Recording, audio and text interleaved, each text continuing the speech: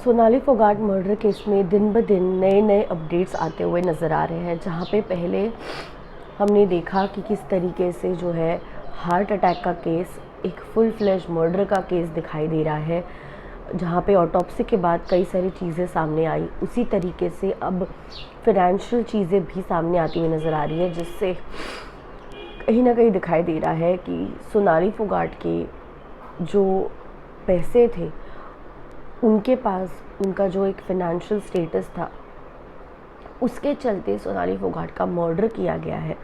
आपको बता दें एक बड़ी खबर हाथ लगी है, जहां पे सोनाली फोगाट के ड्राइवर उमेद सिंह, उन्होंने एक बड़ा खुलासा किया है सोनाली फोगाट के भाई रिंकू ढाका के पास, जो अब बड़ा खुलासा होते हुए नज़र आ रहा है। आप देख रहे हैं फीफा फूज, मैं हूँ आपकी होस्ट एंड दोस्त वेदांगी कर्णिक। बता दें कि सोनाली फोगाट के बारे में एक बड़ी अपडेट सोनाली के ड्राइवर की ओर से मिलती हुई नज़र आ रही है कि मैडम के पास बेटी के स्कूल के फ़ीस भरने तक के भी पैसे नहीं थे।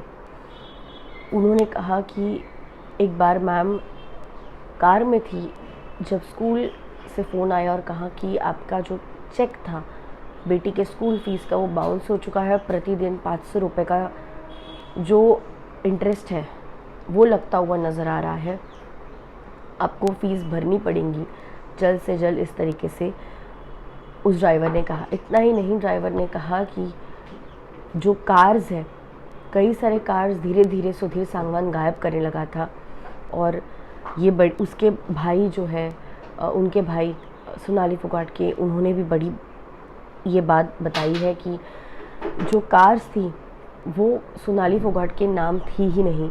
सोनाली फोगाट के जो बड़ी आलीशान गाड़ियाँ थी, एक तो सुधीर बेच चुका था या फिर वो अपने नाम कर चुका था, और बड़ा लोन एक बड़ी कार का था, जिसलिए उस कार को उसने छुपा रखा था ताकि लोन के पैसे वो ना भर सके। इतना ही नहीं, ये भी बड़ी खबर सामने आई है कि सोनाली फोगाट सिर्फ अपने कार में बैठती थी, उसे लगता था वो गाड़ियाँ उसकी है, लेकिन वो सारी गाड़ियाँ जो है अलग अलग लोगों की थी। सुधीर सांगवान ने उन्हें बेच दिया था और कुछ गाड़ी सुधीर अपने नाम कर चुका था। ये बड़ी अपडेट आ रही है सोनाली फोगाट केस में। अब इसे पुलिस इन्वेस्टिगेट करती हुई नज़र आ रही है। जैसे कोई और अपडेट्स मिलते हैं हम आप तक पहुंचाएंगे। यूँ ही हमारे साथ बनी रहिए।